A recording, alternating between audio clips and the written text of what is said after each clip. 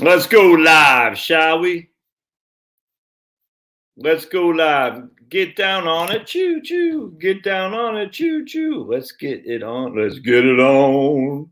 I'm sure I'll be um I'm sure I'll be banned, Kim. Let's get it on. We're going to talk about a couple things tonight, Marie, that I want to talk about. One is we're going to talk a little bit. I want to dive into this ARK. And hey, folks, this is a pulverizer. You had said something that was kind of funny. I forgot what it was. But anyway, you had said something that was I forgot what it was. Oh, real quick, I want to show you guys something here. Alan, que paso? I posted this on my channel community page. I'm going to find it. Hold on just a second. Let's get it on. Let's get it on. All right. So if you aren't, let's go share. Hey, Don, Alan. I'm getting the I don't know if it's psychosis, whatever it's called, psychosomatic, whatever. Every time it goes from winter to spring, I just get crud, and I'm getting that right now. Just like, it's crazy. It's not COVID. It might be COVID, but I highly suspect it's not. Every year throughout my whole life, when winter goes into spring, I get just crud. And I just don't feel, I feel fine. I'll work out tomorrow, but it's just like congested, whatnot, just like a little bit of a sore throat. It's crazy. It's a psychosomatic. Is that what it's called? Yeah, well, that's what we're going to show you. So it's not even hacked. It's just some clown. Psychosomatic, where you tell yourself, I'm going to get, when the spring comes, I'm going to get sick. Because I'm sick. It's just like that. All right, so we're going to go to the community tab of my Heritage Wealth Planning, and then you'll know me with my bright and smiley, and it says Heritage Wealth Planning. All right, and you'll see where it says Heritage Wealth Planning kind of highlighted.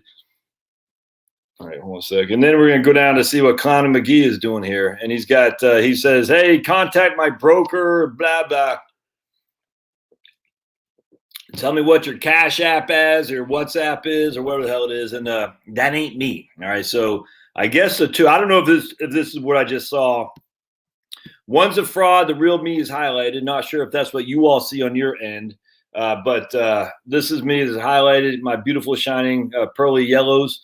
And here's this Connor McGee here. All right, that's just a screenshot. And Heritage Wealth Planning. And I don't have a Cash App. I don't have a WhatsApp. I'll never give you my friggin' phone number on here. So just FYI, don't feed the trolls. All right, so let's go back. All right, so tonight what I want to talk about, and I know people say, oh, ARK, but I want to go over some comments here too about the ARK video while we're waiting for people to come on. Big fan, first time, long time, right on. Yeah, I never had allergies before, Don, but maybe I do. I don't know. Right on, Kim. You made an appointment with Amar. Right on.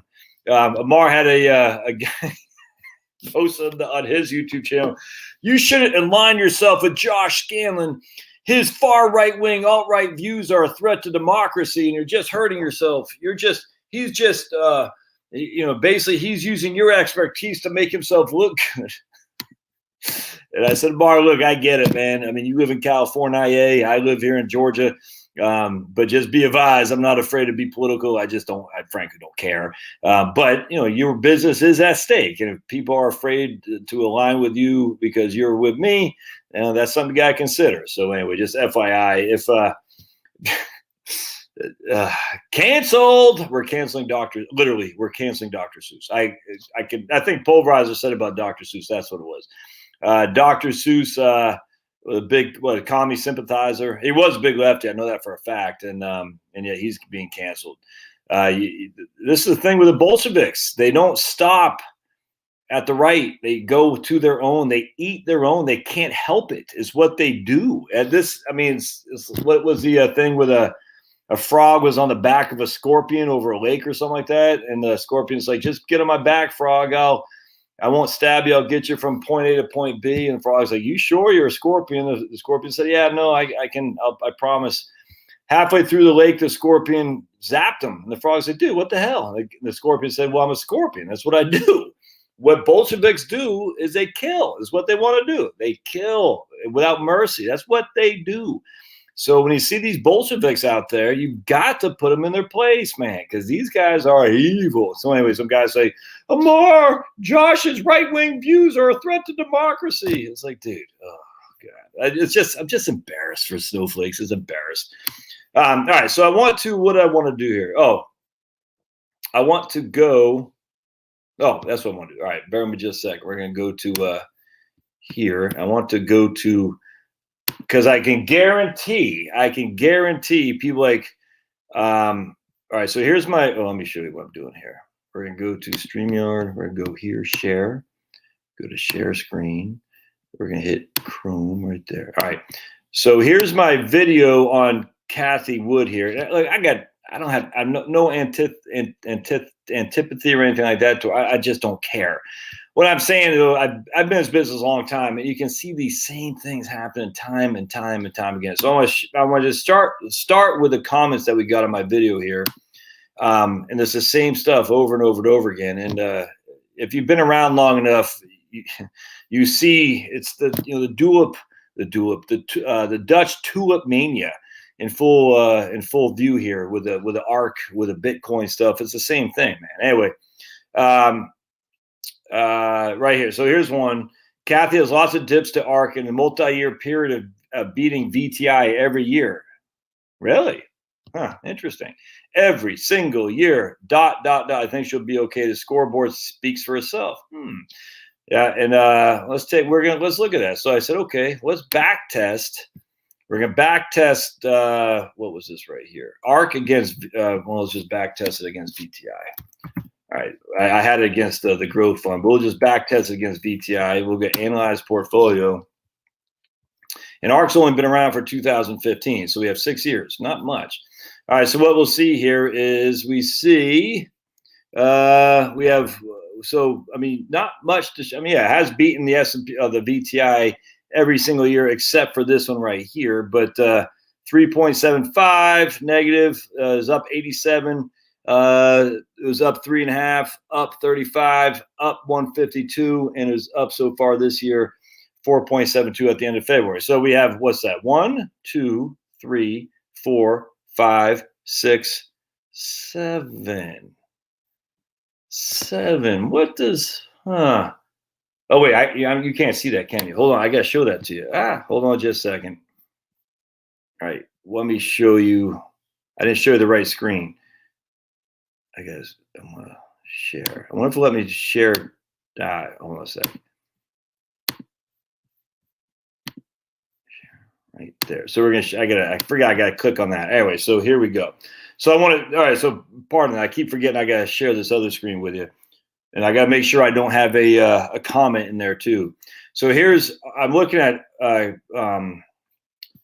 right here. His ARK goes back to 2015 according to Portfolio Visualizer, and here's VTI, the total stock index. All right. So it goes back to January 2015. So we got 7. Well, actually, not even 7 years. We got 1, 2, 3, 4, 5, 6, and this is going into our 7th year. All right, so the reason I point that to your attention, most market cycles go 7 years. All right, that's most people in this business recognize a real market cycle is about 7 years.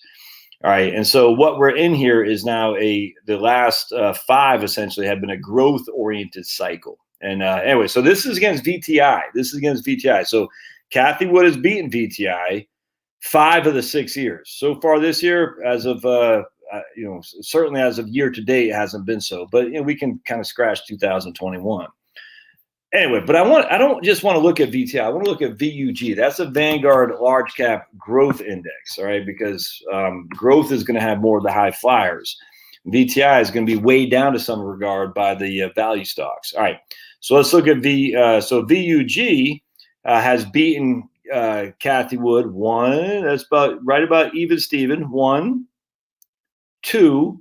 So VUG is about 2 wins. We're going to call that a tie. It's about 2, 2, and 2. So 2 wins, 2 losses, 2 ties for Kathy Wood for the last 6 years. And that's because it's the growth-oriented stuff. That is, there you go. The numbers speak for themselves. All right. So again, this is only 2 months into 2021. So what this guy said was that, let me go back to this real quick. Frank, I don't even care, but I'm going to show you something here. What this guy said, when we go back to, is that Kathy Woods has beaten Vichai every single year. Well, it hasn't. It just hasn't. But we even 5-1. It's not bad. It's just a market cycle of 7 years of a typical market cycle.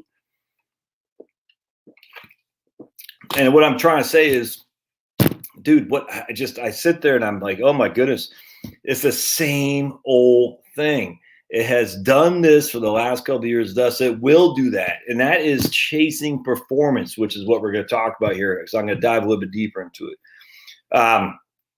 This guy, Lola to you, says, I want an actual bear market. There are so many people who think they're geniuses because they made a profit in a bull market. I 100% agree with that. Just because you made a profit in a bull market doesn't make you a genius. But I also want to, we're going to come back. I want to show you guys something else too. Here's my man Al. Count me into Kathy Woods, but for different reasons. And the flavor of the day, she represents millennial thinking and behavior. She embodies a leading demographical generation has defined a new paradigm for value based on innovation. Oh man.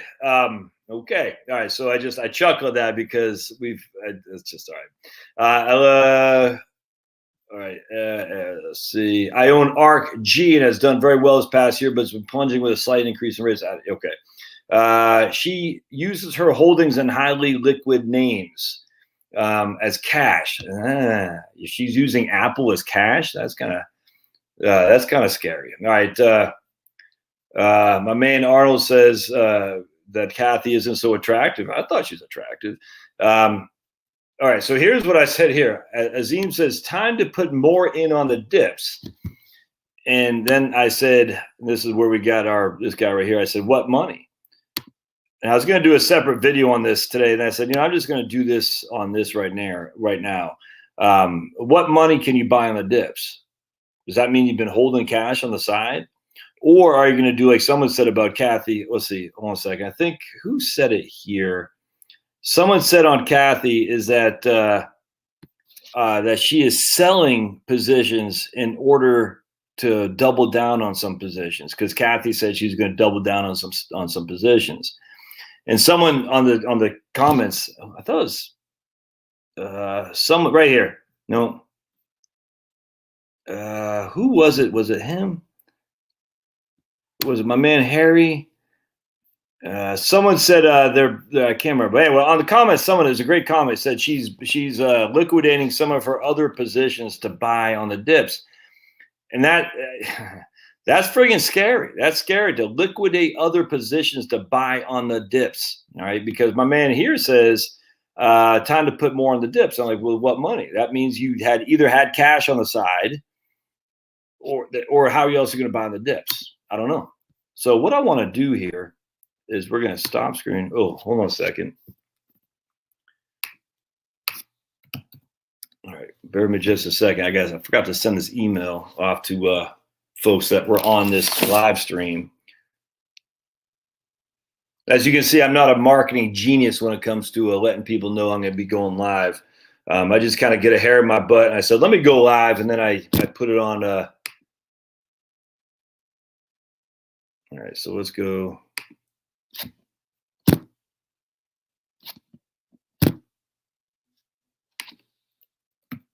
Oops, hold on. Oh, man.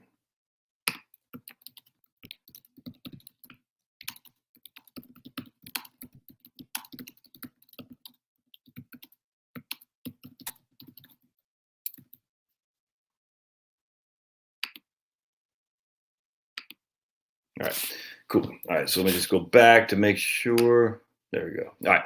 So the issue is when you're buying on the dips, that means you have to have cash on the side. If you don't have cash on the side, what are you doing? You're selling positions. All right. So what I want to do here, let's just, oh, thank you, Kim. Kim says, did I monetize this video? No, I did not. So a star for you, Kim. Thank you. This is what happens when your freaking brain is just, it's like, yeah, I forgot to monetize the video. Oh, yeah. I forgot to do that the other day with the Mars too. It's like, because I get this idea and I said, oh, I just got to run with it. There's a good thing and a bad thing about having a freaking brain that just runs all over the place, is that you get these freaking, these ideas in your head, and then you start going down the road with them, and it's like, it's boring. You move on. Yeah, it's frustrating because you're like, if I could just focus on this one thing, I could get it done. It'd be good. But I always forget to. So anyway, I'm not very organized. My wife is quite organized. I don't know how she does it, man. I mean, we get 4 kids she's taking care of with the freaking sports events, school events, talking to teachers, working full time, dealing with this guy right here. For the love of me, I don't know how she does it. I don't know how she doesn't start freaking punching people in the neck, because I'd be like, dude, people. And then she's got she takes care of tennis. She's like the team captain or team coach, the team mom for tennis for nuts. All right, so what we're gonna do here. Yeah, you gotta get that YouTube, sweet YouTube. Appreciate that, guys. Appreciate that. All right. So we're going to put monetize here. And then we're going to hit the prospectus. Oh, no. What we're going to do first, we're going to hit this article. Hey, Ross, you getting snow up there? How's the weather and PEI? All right, cool. All right, so let's make sure we monetize this puppy. Hold on just a second. Let's get it on. You made me feel like dancing. Gonna dance the night away. Don't care what you say.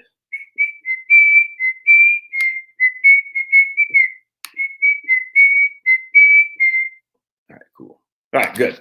So what I want to do here is, all right. So let's get rid of this comments, because I always forget.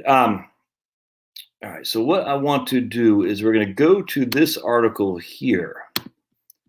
And, man, I cannot tell you how I chuckle at this. All right, so we're going to go to this. Let's make sure y'all can see that. Top of the morning to you.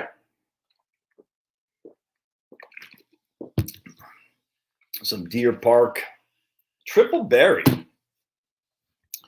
All right, so this is Kathy Wood's ARK Invest, there we go, snaps back with near record inflows following a week of outflows amid tech decline. All right. And so here's Dateline just 2 days ago. All right, so she's pretty. And I don't get it. I mean, she looks all right to me. Her ARK Invest bounced back from record outflows last week with near record inflows. It saw 464 million in inflows on Friday, representing the second biggest days of inflows on record. She has stuck to her high growth strategy, selling shares of large cap names like Apple and Amazon to fund purchase of higher risk stocks like Tesla. Interesting. So there was one of you guys, or maybe I just read it here. I think someone told me that, but she's selling Apple and Amazon, her more liquid ones, to fund purchases of higher risk stocks like Tesla. That's interesting. We're going to dive into this a little bit. Investors aren't abandoning her, even following a volatile week. The ARK Innovation ETF showed record near inflows of 465 in 1 day, signaling investors willing to buy near the 20% dip in the ETF. The best days of inflows was in January, 600 million. So in 1 day, 2 days, she brought over $1 billion. I don't know how much she lost. I don't know, but that's pretty interesting for me. Altogether, ARK shed about $5 billion in assets under management last week, which is just a fraction of the firm's more than $60 billion. All right. So I don't know, like, if people just pulled the money. I don't know what happened there. But anyway, to get all that, so I want to share with you guys something. We're going to go to the prospectus. Oops, that's right here. Oh, I always forget. So we're going to go to the prospectus, and we're going to say,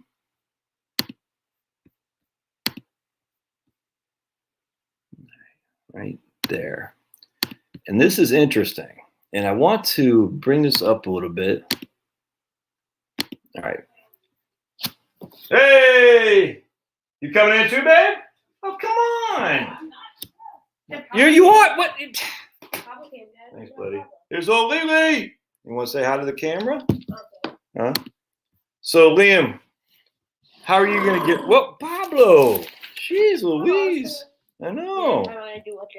So Liam's got, We did not invest Liam's $500 yet into the NASDAQ. That didn't work?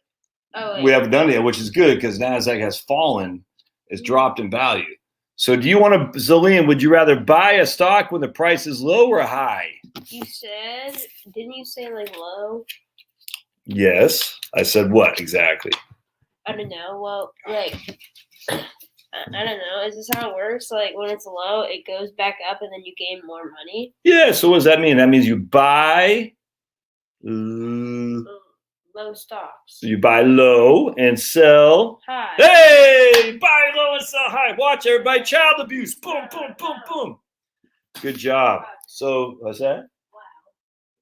I was gonna give a piggy twister. Piggy twister is like the old nipple. What do they call them? Nipple things. You can buy low and sell high. So we didn't. And this is one of the things about buying stocks, man, or ETFs. Like you're always, oh, should I buy now or wait a day? Should I buy now or wait a day? That's why I like mutual funds. Just let the fun do it. The less you think about it, the less you're like, oh my god, because I put $500 into a custodial account for old Lily, and I was like, dude, all right, we got to buy something, and we were thinking about it last week. We had to wait for the money to settle, and that just totally, we just forgot about it. Anyway, long story short, now it's like, all right, should we buy it tomorrow at the market open, or should we wait for it to go down? Or maybe it'll go up. I don't know. Who wants to deal with that crap, man? Just freaking have the mutual fund do it because it's going to place the order at the end of market and you're just done with it. You have to, you can cancel, but no one thinks like that with mutual funds. With just individual positions, even on $500, you're like, oh man, all right. Whoa! Someone gave me 25 smackers. Holy crap! Holy Gordon Thorne. I don't care what Mrs. Thorne says about old Gordon. He's all right by me. All right, so I want to show you the prospectus. Oh, by the way, be with your kids, man. Yeah, I tell you, just there's no excuse for. Look, I know everyone's got a situation, but a man who doesn't want to be with his boys, I just don't get. And girls need their dads too. Girls probably need it more than boys. But boys need a dad because, let's just put it this way. My wife wears the pants in this household, except when, S hits the fan. Then I got to wear the pants. And we had a little bit of issue with a teenage boy, not him, his brother, the other day where he was being a stinker to my wife. And, normally I'm the laid back one. I'm like, what? I just don't really care all that much. I say, yeah, whatever. But my wife is usually the one who's up their butts. Again, I don't know how she does it. But a little bit of disrespect towards the old ball and chain there, that can't be put up with. So I had to get in his face. He's even a little bit taller than me now, even though he's only in 8th grade, that rat think. But I'm still, I can be moody if I need to be. And I was kind of laughing inside because I was like, dude, you better not ever disrespect your mother again. It's gonna be lights out. Can't be doing that. But anyway, that's what a dad's there for. To freaking bring the wallop down when a boy needs a wallop, that's for sure. All right, so let's go look at the prospectus again. Share screen. Anyway, that's old Liam. He's all right. Should I keep him? I think I'll keep him. All right, so I want to. Oh man, see, I love this stuff. I don't know why I do. I'm freaking such a loser, but I just. All right. So net asset value is the price per share, and we can see July 31st, 2020 is at $48 at the beginning, $48 a share. So it's basically doubled. It's about gone up 250% since inception. What is ARK doing now? And again, please, I'm not trying to pick on ARK here, man. It's just fun. This is what you got to do here. So we're going to look at ARK and we're going to say, what is the price per share now? I have no idea. 108. Oh, is this ARK? What is this? Yeah, there it is. So is that the year ending 2020? Well, that's the issue price right there. All right, let's keep going down. Right there, market value. I'm sorry, market value. Excuse me. All right, so check this out. So it started at 20. It ended July 31st, 2020 at 80, and now it's at 118. So from July, it's up 50% from July 31st till to close of business today. It was at 160. It had doubled from July 30th till just like freaking 5 days ago. Nuts. Interestingly enough, net unrealized gain on investments right there. Now that's net realized and unrealized. Look at that. That's all appreciation. I mean, there's a significant appreciation, if that makes sense. That's kind of concerning. So it started at 20. It's at basically 118 right now? 118. So you've made some serious bank in this fund. That's just a fact. That should tell you one thing only. It's time to freaking take your gains and run. All right. So anyway, total return at net asset value right here at market value. So it made total return at, again, this is the year ending July 30th, 66%. Total return for their fiscal year, 52%, 43%, 5%, a half 1%, 12%. I mean, those are solid numbers. I'm not going to lie about the solid numbers, but check this out. All right. So we got the net assets. We had $7 million to start. So they got some financing money from some rich guy for $7 million bucks. First year didn't make that much money. Right here, where's the returns here? The first year right here. So the first year made 4.9, and we take our trusty calculator and we say 7,020 times 1.049 equals, so basically 7,020 times 1.049.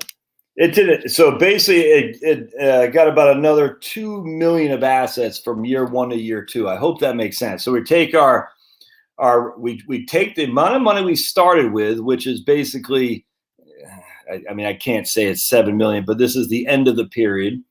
We have the amount of money we made in the portfolio, and then we ended this year right here. So the difference between 7.02 million and 4.9%, that's 7.36 million. I hope this makes sense. 7.36 million, but they also, Kathy Woods, received $2 million roughly in new money coming in. You get that? So what's our starting point? We made 4.9. What's our ending point? The ending point is the new money we have coming in. All right, so now we have 9.27 million, 9,271. We made 43% that next year times 1.4372. So 13 million is what this times the performance would have given us in terms of net asset value. But we got 85 million. So Kathy Woods had 62 million. Yeah, 62 million of new money coming in. All right. So what we have, I'm getting my thing here. So we have 62 million in year. Oops. I'm telling you, I've seen this story so many times. It's crazy. What we have? We had 2 million of new assets in year 1, 62 million year 2. All right, so 85 million, and it made 52%. All right, so we take our 85,813 times 1.5238%. We're at 130. Let's see. Oh boy, I'm gonna screw this up. So we're at we're at $130 million of performance money, and we have 1.17 billion at the end of the cycle. So that's basically 800 million in year 3. All right. All right, so we ended the year at 1.17 billion, 1170 times. We made 12% here. That's we have 1.3. We basically added another 2 million or so.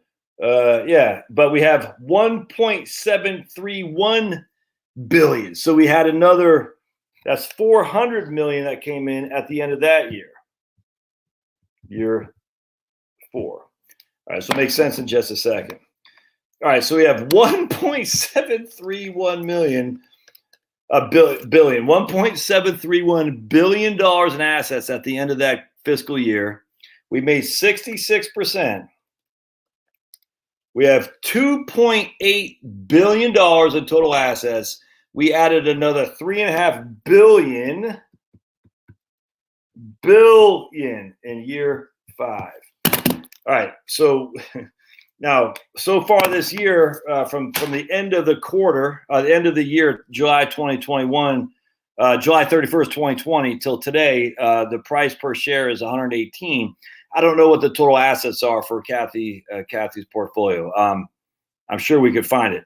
But anyway, that's some serious flipping money flowing into this. Notice, when does it flow in? Did it flow in here? No. If the amount of money that flew in was after these returns right here. That's performance chasing.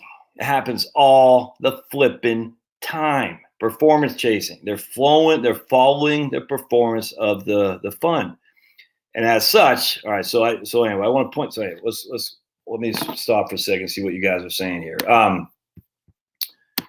So performance chasing says, I hope you all can see this, but again, we added $2 million to cash in year 1 of new investments, $62 million in year 2, $800 million in year 3, $400 million in year 4, $3.5 billion in year 5. I wonder if we can find out. Bear with me just a second. What is the ARK?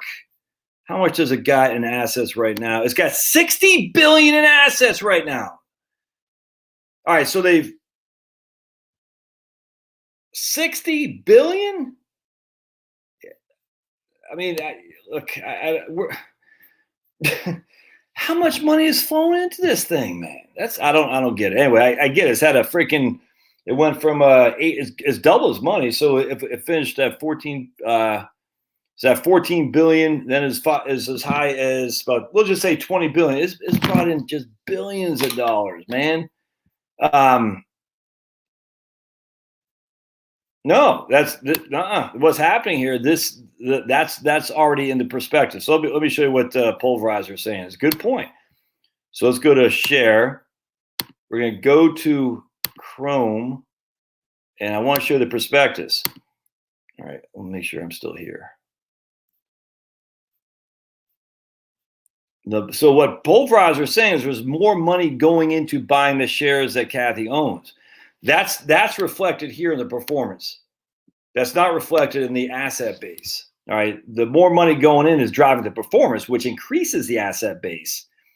But that itself doesn't account for the $3.5 billion that came in the fiscal year from 2019 to 2020. That only accounts for, that accounts for about two. So the increase in going from 1.7 million to 66, up 66%, does not account for the jump from 1.7 million to 1.7 billion to 6.1 billion. That accounts for some of it, that increase in share price of these stocks, but it doesn't account for the entirety, not even close. In fact, it accounts for less than the increase because that's just the money flowing in there. All right, so I don't know if we have a holdings list. Let's see if we got, one of the things about a prospectus that's fun is you can actually see the holdings. And I love looking at prospectuses. They're a little bit older. Let's see. So we're going to go to, I want to look at because they'll show you their, all right, we want to look at price tax costs. I want to look at financial highlights, premium discount information. And let's look at page 87. I don't know if that's going to be the tax consequence. Let's see. I don't think that's going to be it. I want to see what their, let's just go down, portfolio holdings. All right, there, portfolio holdings. All right, sweet. Let's go to portfolio holdings and see what that shows us. It's 80. Oh, man. Nope. I was hoping to show us their basic cost basis. Shoot. Let me make this smaller. And I wonder can I make it on both pages here?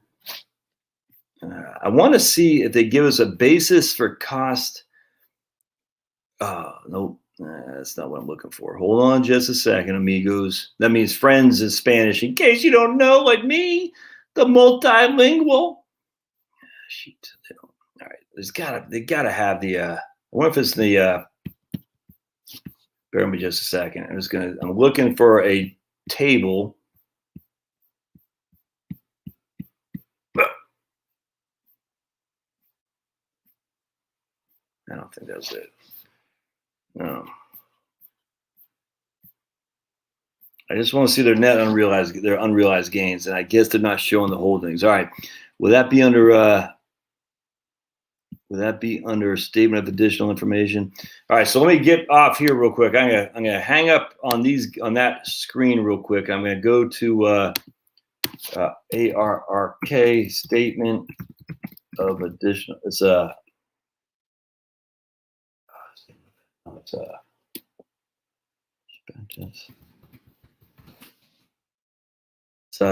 additional information. Man, what's it called? Innovation.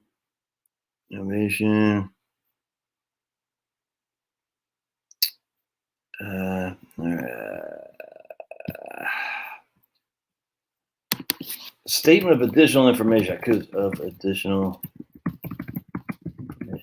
sworn that's what it's called. Hold on just a second, my friends. Statement of additional information. All right, here we go. Sweet. So we'll see if we can't find something here. And we're going to share. Oh, man, is that a mosquito bug? Oh, it's a fly. All right. SAI. Okay, statement of additional information. Let's see if this shows us what we're looking for. Okay.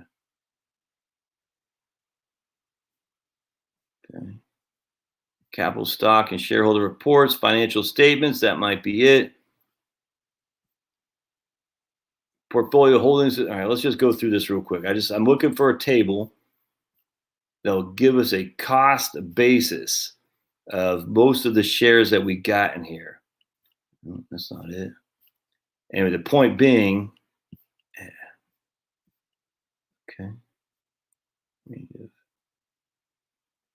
All right, that's just the executives.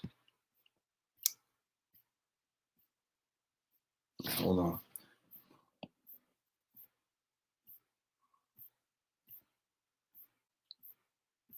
Hold on. All right, I don't want that. I want to see the freaking holdings. And Kathy's only got like 60 stocks, and I call her Kathy because we're tight. She doesn't have that many stocks in there, so that's good. All right, you can find it someplace. If any of y'all find a link, put the link in the comment section here. Obviously, I didn't come prepared for that. Anyway, I have a sneaky suspicion she has huge unrealized gains in here. All right, so if she has big unrealized gains, I wonder if we can do holdings. Hold on a second. ARKK holdings. All right, let's do something here real quick. We're gonna try. Let's go to Schwab. Bear with me just a second, my friends. I'm gonna go to Schwab. I'm gonna put in ARKK, and we're gonna see what the Schwabi ARKK. Gotta log in apparently, and I just changed my passwords. So just FYI, if you're trying to steal my info, we just changed passwords. All right, there we go. So here's the ARK. All right, so let's go to bring you guys back. Go to share screen. All right, cool. So here's ARK. There's a prospectus. All right.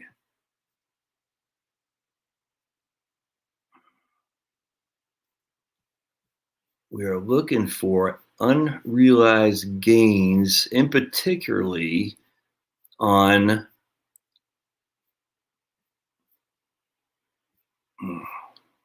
let's go to holdings in. Because remember, okay, I don't know. Damn. Anyway, she's selling Amazon and Apple to buy up more Tesla and some of the other things she wants. Risk and tax. I love Schwab's website. Schwab is by far and away the best. I'm just telling you right now.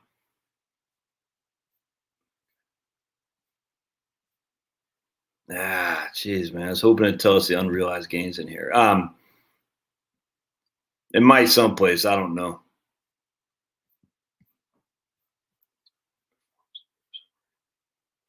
Let's just look at portfolio. It's too bad. It's here someplace. I just, damn.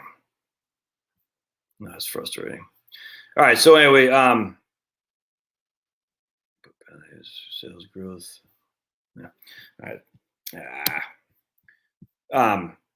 So you think about it, where I'm going with this, if she is selling, I know it's an ETF, and I'm assuming the capital gains, unlike Vanguard, and I think it's Eaton Vance who got the patent on capital gains not being distributed to the shareholders.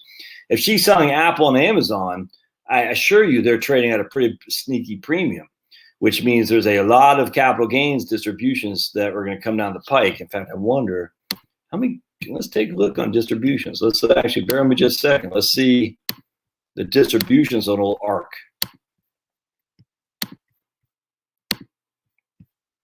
So we're going to go to distributions. Let's take a look. What kind of distributions do we have? I have no idea. So we had a short term, we had income of $2 a share. That's not so bad. Capital, long-term capital gain in 2018 of $1. That's not, well, $1 on 36 bucks. That's not so bad. So obviously this is not an ETF that has that patent that Vanguard does. It has to give you the short-term, the capital gains as for taxable income to you. If she is selling Amazon and Apple, there's got to be a huge distribution coming down the pike, man. There's no way those things aren't way. I mean, oh my goodness. So that's another. I mean, that's another thing with portfolios that have high turnovers. All right, so let's look at something else. All right, so again, look, man, I want to show you guys something. 2010 CGM focus. All right, so I want to show you guys something. Share screen. Guy named Ken Hebner had run the CGM Focus Fund for a long time. And we're going to look at this Forbes honor roll by a guy named William Barrett. In my 37 years at Forbes as producing its honor roll of outstanding performance, we've rarely seen a change like this here. Only one of the 10 funds on last year's list survived for this one. The return was a smallish one called the No Load Bruce Fund. I don't know anything about it. All right, but I want to look at right here. Tops this year by our reckoning, CGM Focus Fund, which has been run for a dozen years by the manic Ken Hebner. Despite turning over his portfolio 5 times last year and running up big tax and trading commissions in the process, his no load fund averaged 15.1% a year. All right, 10 grand put in a CGM in 1998 with a growing to 45,000 after taxes. Nah, so Ken, look at that right there. 10 grand. That was the number one fund for the decade for the aughts, and the aughts were horrible. Ken Hebner. And actually, it's pretty interesting because there's an article, you can look him up, but and let's see if we can find it. He had all, oh man, there's a great article on Ken CGM Focus Fund. There was a great article on Hebner where all the money was coming in after he had put up huge numbers. I'm not sure I can be able to find it. Okay, number one. It's like in 2007 or something like that. Okay, so let's, I'm not going to find it. Let's go to CGMFX, CGMFX. And we're going to share. Stop this. And we're going to share CGM. We're going to go to Portfolio Visualizer. I want to show you guys CGMFX. All right, so let's just compare CGM, and we'll just put S&P 500. All right, so we're going to go back to 2000 to 2010, I think. All right, so let's compare the two. I'm telling you, man, it's, and I'll share a couple other funds too. All right, so you see, let's see here. So here's compounded annual growth rate for Ken Hebner, 17.8% a year in that decade. 17. 0.8% a year. 10,000 would have, whatever the next thing after quintupled was $60,000, returned 600% in those 10 years. S&P 500 gave you all 32 basis points compounded annual growth rate. All right, so in fact, if you go right here at the end of 2000 and basically the middle of 2008, $10,000 invested in Ken Hebner would have given you $106,000. And in fact, if we go to our annual returns right there, 2007, this was the year right there. All the money started flowing into Ken Hebner. It's crazy. He had a couple good years here, but remember, value stocks did fine, and this not quite as well as 53, 47, 66. This was a big year. 80% when the market was from October to the end of October, the market was just getting crushed. Anyway, this was the year. So money was flowing, don't get me wrong, but the value stocks did okay here. So a lot of people say, but still the money, look at 3 of the first 4 years of the decade, of the aughts. 53, 47, 66. That remind you of anything? So the money was flowing. If I don't feel like showing it, but you can find the net asset value of all the funds flowing in there. Were they flowing in here? Nope. Here? Nope. Maybe a little bit here. Certainly here, though. And then certainly here. Now, let's see what old Ken Hebner has done from 2010 to 2021. All right. I literally have no idea. So I hope I don't embarrass myself. I have a sneaky suspicion I won't. But let's see here. So Ken Hebner, 2010, here he is. So he is down. How much did we invest in this guy? We invested $10,000, and he has averaged 0.5% compounded annual growth rate over the last 10 years. So basically all these, and then he had a max drawdown of 63%. Look at 63% max drawdown. And that was after 2008. Boink. He just got crushed from 2018 to 2020, man. Presumably he still runs the fund. I don't know. But did you see how that works? And you think he's the only guy? No, it's not. So we're going to go back. It's the same story over and over and over again. So what do you think happens? People say, I'm getting out of Ken Hebner. He's too stupid. He doesn't know what he's doing. I'm going to go to Kathy Wood. But they're only going to Kathy Wood after they hear about her. Why they hear about her? Because she's putting numbers up. All right, so let's do part 2 of this. We're going to go to LMBTX, Leg Mason Value Trust. It's called ClearBridge.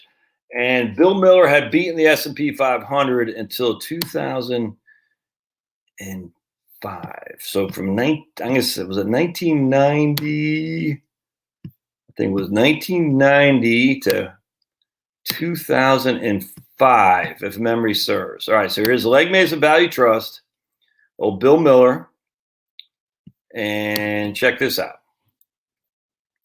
And he had a pretty high fee. All right, so you can see Bill Miller is portfolio 1. So $10,000 invested in Bill Miller in 1990 was worth $85,000 in 2005. All right, but check this out. Every single year, I guess it started in 1991, he beat the S&P 500 every single year. And even he said it was luck. Right here, he beat the S&P 500 every single year. He was the mutual fund's mutual fund manager. He was the top dog. And I actually like Bill Miller. He kind of reminds me a little bit of Kathy Woods, actually. He likes the Aspen Institute and just it's like a Rick Edelman wannabe guy, like a futurist. And what I say is Rick Edelman wants to be like Bill Miller, not Bill Miller like Rick Edelman. But the Aspen Institute, that's all the globalist cabal. They all go there. But he's pretty big interested in the stocks that what Kathy Wood would be buying, and I imagine he has owned a lot of the same things. All right, but watch what happens from 2006. Oops, we're gonna go to 2006, and I'm just gonna go to 2011 just to show you. It might even be worse than that. I can't remember, but let's just go 2006 to 2011, and Bill Miller couldn't catch a cold at this stage because he was getting smoked. 2006 to 2011, he lost 7.18% a year from 2006 to 2011. And so $10,000 invested At one point, at the end of those 5 years, it was down to $6,000. No one wanted literally. So literally in 18 months' time, I still have it. I used to keep the Morningstar printout. Bill Miller is a 5-star rated fund at the end of 2005. Literally 18 months later, he's a 2-star rated fund, maybe even a 1-star rated fund. So what, he started smoking crack? I mean, what happened? What happened to Bill Miller? I mean, how come everyone hated him? I don't know what he's done lately. I don't even know if he still runs the fund. I think he does. Let's take a look. So what has he been doing? I bet he's probably done pretty well the last couple of years. We shall see. Yeah, no, he hasn't. That's no, that's weird. Okay, so he's still sucking wind. Look at that. So basically, he just got lucky. He even admitted that he got lucky and beating the S&P 500. But I mean, he's been he's lost the S&P 500 almost every year since. He has one win there. One win. He's at 3. That's not a full year. So over the last 15 years, he's beat the S&P 500 twice. So you think money went into him after 2005? Oh, hells yeah, it did. All right, let's do one more. We're going to look at from 1998, 99 to 2010. We're going to look at USAGX. All right. We're going to look at USAGX, USA Precious Metals and Gold. It was the Precious Metals and Minerals Fund, the top performing fund in the 10 years of that decade, the top performing fund. Look at this. 24.1% compounded annual growth rate. 24.1%. USAGX. 24.11. I don't even have to do it by calculator. So if you started with $10,000, by the end of 10 years, you were at 133, amigos. If you start with $10,000, the S&P 500, you were at 12. Look at some of these returns. 71, 67.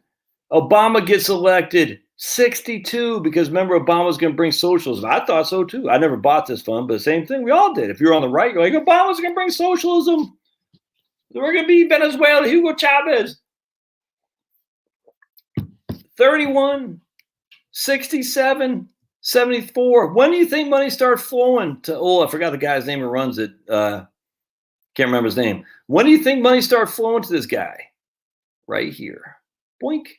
And people, 39, 43. Not even so much there. It started flowing right there after the first year of Obama. I'm telling you right now. True story. I had a guy I inherited. When I moved to Georgia, there's a guy who's working with a guy from South Carolina down here. And my guy left USA, so I had to kind of take him over as a client. He had like $1 million. He put $1 million in the Gold and Precious Metals Fund in like 2009 or so. I can't remember.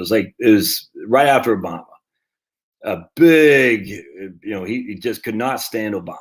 Big right-wing guy. Obama's going to sell us all, blah, blah, blah. $1 million he put into gold because everybody and their mom were talking about inflation and gold was going to be the hedge. Of course, gold isn't a hedge against inflation. It's not a hedge against inflation. It's just not a hedge against inflation. Inflation happens. Gold doesn't go up. It doesn't work like that. But anyway, so let's take a look what happened. So now we're going to go to 2011. You know where this is going, right? 2011 to 2000. We'll just say 2020. It's freaking ugly, man. Gold, blue, $10,000 invest in the Gold and Precious Metals Fund. It's worth $5,000 now. Can you believe that? $5,000. Whereas the S&P 500 is worth $36,000. I mean, look at that. I mean, that's just anyway. So this guy, I think he put his money in 2000, beginning of 2010. Is my understanding. I didn't have him as a client at that point, but if memory serves, I think he didn't do that bad. But like $1 million, I just remember it's down to like $250,000 at one point. And I was like, dude, he's like, well, we've got killed too much now. Why move now? Yeah. I was like, because the market doesn't know when you bought it.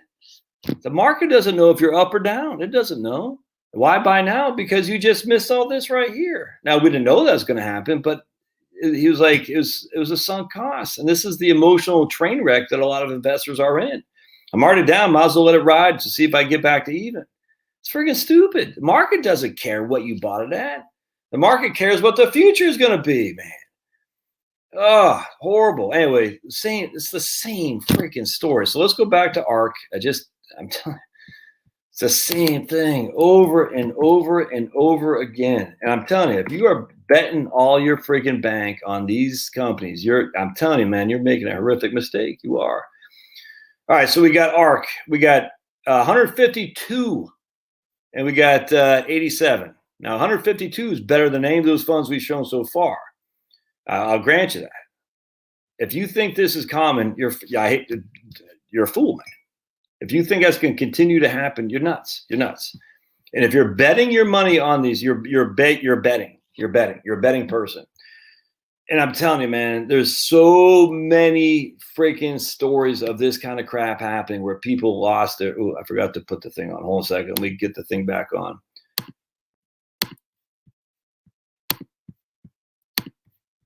There we go. All right. So I did ARK, and we said, well, that last year you made 152% of your money, where the S&P 500 was up a nice 18.25. So you have 87.34, you have a nice 35%, and 152%.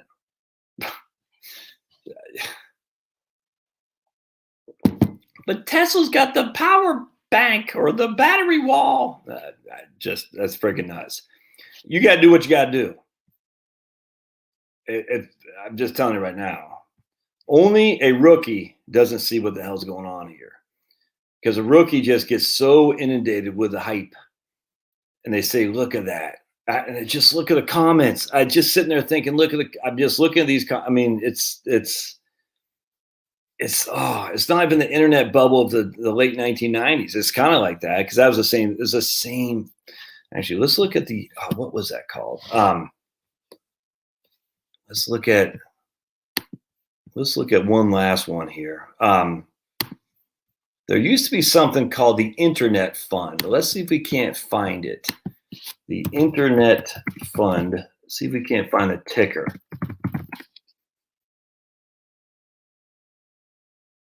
That's right. JAMFX. Is that it? JAMFX. I can't remember if that's it. So we're going to look. JAMFX. Let's see if that's it. JAMFX. That might be a new one. I don't know. We'll see if that's the old Internet Fund.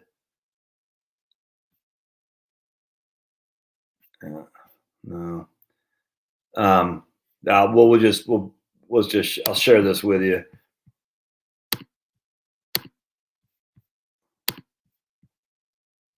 Right here. I can't remember, but this must be the same fund. I don't know. Here's $10,000 invested in 2000, right when the bubble was popping.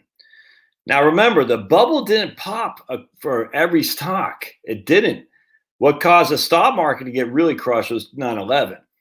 The bubble only popped on NASDAQ. So NASDAQ broke 5,007, I think, on March 3rd of 2000.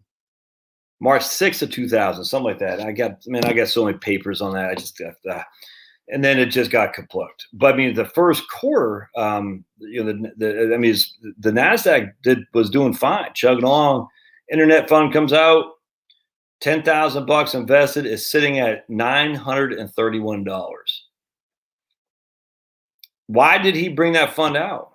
Because everybody and their mom were freaking making bank on internet stuff. And the internet did change the world. It did. Absolutely. The internet did change the world. We would not be sitting here today if it were not for the internet and Google and Amazon and Cisco, all these companies. Doesn't mean They changed the world. Doesn't mean their stock was good. And all of the other companies that came and went in the interim. And again, some of those companies are kaput. And there's also something called survivor bias. A lot of those companies that went kaput, they're not even included in performance numbers anymore. That's called survivor bias, which is actually freaking horrible. But anyway, long story short, these companies did change the world. They did, without question, for the better, in my opinion. The issue is that a lot of those companies still went kaput while they were changing the world, and you lost your shirt. Look at that. So now you're back to $20,000 at the end of 20 years later, and no one's kept in there. I'm just telling you right there. But now look at that guy, man. He made freaking, this guy made bank, the internet fund. He made, well, I guess it wasn't bank. Was he? He went from, internet. Yeah, he did. This internet fund was up 123% in 2020. Who does that remind you of? And he was up 100% in 2003. But who's that remind you of? 123% in 2020. Does that sound like anybody we know? Sure it does. If you want to speculate, that's fine. It's like when I bought, $5,000 of ExxonMobil. That's a speculation. I think my ExxonMobil stock has actually done quite well, which is nuts because I always get killed on stock. But that was a speculation, man. I just bought it for the dividend yield. And is that 58? You kidding? I bought at 40. I'm up 50% in 6 months time, and I got a dividend on top of that. Man, don't waste your freaking money with these fly-by-night guys. And it doesn't mean they're not good. They're not going to change the world. It just means this stuff comes and goes. No one knows Ken Hebner anymore. No one knows Bill Miller. Well, at least the mainstream media.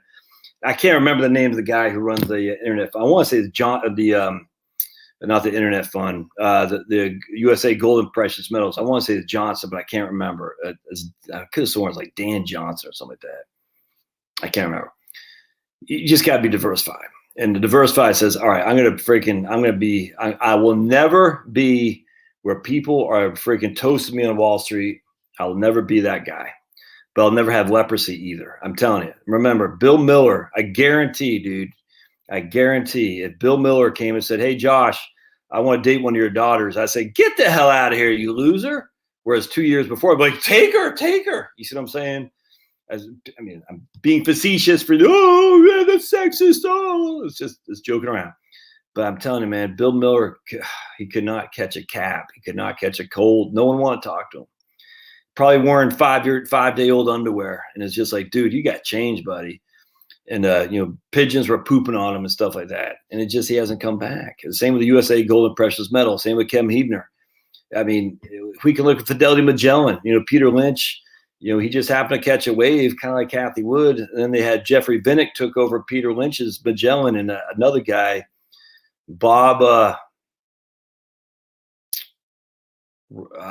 Stinsky or Stransky. Anyway, after Peter Lynch left, they had Jeffrey Vinnick and I got his name in my face right there, took over Fidelity Magellan. They couldn't keep up. Now, there's a couple of things, my friends. The reason some of these guys can't keep up is because the easy money is made when no one knows who you are. And you have very few assets to deploy to very few stocks. This is why Vanguard is such a wonderful company. They close their funds out before they get too big. I remember PrimeCap. That was closed out when I was working at Vanguard. I think they opened it a couple of times since, but PrimeCap, and then the folks who ran PrimeCap actually opened the Vanguard Capital Opportunity Fund to mimic PrimeCap to some regard, a little bit more aggressive. And I had bought that when it first came out in 98, 99, something like that, because PrimeCap was closed because they said once you get too big, you're not efficient use of the money the investors are giving you. Now you're going down into the minor leagues at that point. So Kathy Woods probably has 30 stocks that she loves, but now she has all this cash. She can't just sit it on the cash. She can't. I mean, she's got all this money coming in. She has to do something with it. So now she's saying, okay, here's my top 5. Here's my next 5. Now I got more money coming in. There's my next 5. It's just the nature of the beast, which is what makes Vanguard remarkable. They say, hey, PrimeCap folks, you can't take any more assets from new investors. We're going to lock you out because we can only have so much money to work with, and we're going to shut out new investors because we don't want you buying your AA teams stocks. We want you to keep in your freaking top 5. Your Bill Russells, Will Chamberlain's. Will Chamberlain, he averaged like 28 rebounds a game, like in 1959 or something like that. Oh, freaking Will Chamberlain. That guy's obviously he had some issues, some innuendos with an addiction, but the dude, 28 rebounds, nuts.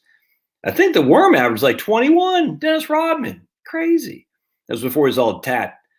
I tell you, the reason everyone's doing tattoos is because Dennis Rodman.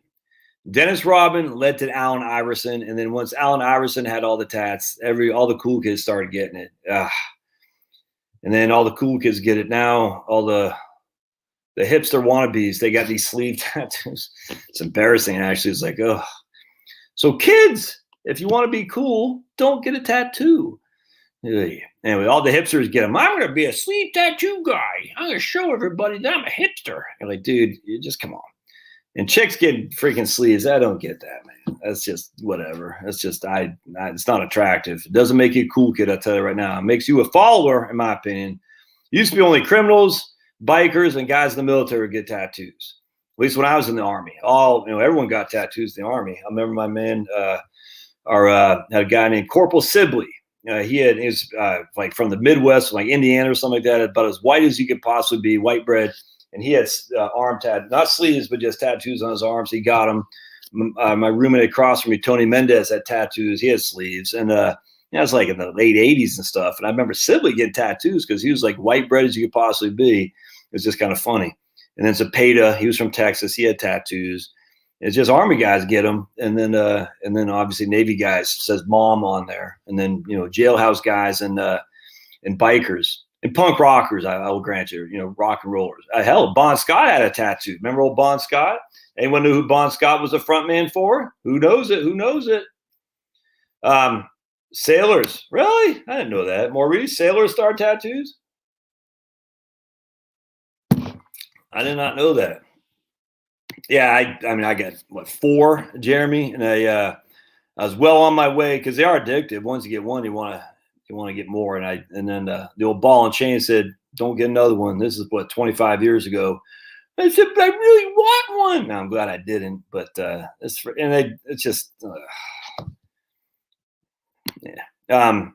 Kim says, my grandson got a tattoo at 18. I was pissed. Yeah, my daughter knows a girl who just went to an uppity Ivy League school, and the minute she turned 18 in this uppity Ivy League school, she had to get a tattoo and to show her independence from her parents who are paying the way, I guess. I don't know. That stupid thing they put in their ear where the earlobes come down. I'm like, come on, man. Just, geez Louise. Can we just show some individuality? I am being an individual. Look at me. Or what they say is, I don't want anyone to look at me or judge me. So I'm going to put all these crazy piercings on my body and earlobe things and tattoos, but don't judge me. It's like, you want people to judge you. That's why you're doing it. Yeah. Dennis Rodman, when he's in Detroit. Yep. He had no tattoos. And then, obviously he was and then he went crazy, and that led to Allen Iverson. And Allen Iverson, he was kind of the bad boy of Georgetown. And then when he started getting tatted up, then it's like it always happens. All the blacks follow. The blacks go and the whites follow. It's like everything, man. It's like the white culture can't think for ourselves. We say the blacks are doing it, let's do that. It's like everything. It's nuts. It's nuts. It's the weirdest thing. Which is interesting because blacks are very good at many things. But it's just weird how much the whites, and they've been doing it for friggin' centuries. It's crazy. But until the blacks started getting the tattoos, whites weren't doing it. Not very many. Some were, the outcast kind of. But once it become mainstream among the black community, hip hop, then the whites fall. Don't forget, hip hop would be nothing if it wasn't for rich suburban whites. Just remember that. It'd be something among the blacks. I get you, but it's the whites that brought it to prominence. And now it's just funny. All the whites are rapping like that guy Tom McDonald, who I like his stuff on YouTube. But again, it was the whites, the rich whites, buying into gangster rap that made it explode. It's an interesting dichotomy. I don't know if that's the right word, that how the culture is, but hell, man, I was listening to this black guy from Mississippi playing a guitar on YouTube. This is what makes YouTube so great. It's like a jukebox. And he got some of his from, some some country guys. I mean, just you're sitting there thinking, man, the idea that it just killed you. Like, man, this guy, his talent was not known other than people who were able to see him play. And it just sucks, man, because, you know, so much racism and stuff. Really, you just listen to this guy play, and you just want, it's just like, it just pisses you off. You're like, how could this guy be kept not, and I can't remember his name off the top of my head, but you're like, how could that music not be out there in the mainstream just because of skin color? And the crazy thing, if you ever seen a black guy's palms, they're white. So if you look at a palm of a black guy, it's white. You're like, what? You're like, well, how can you be racist? It's the same friggin' thing. It's just a little bit different on here, but under here is white, and in here is all red. It's nuts. And I'm sitting there thinking, how can we deny that? And, you know, so anyway, long story short, you know, rock and roll came from the black blues musicians and stuff, and you know, the jazz. Whites took over jazz, and look, I'm not one of these guys that said we stole theirs. I don't think that at all. We didn't steal it. But at the end of the day, the whites were able to monetize it off the work of the blacks. I know some blacks got paid, but not the vast majority certainly did not.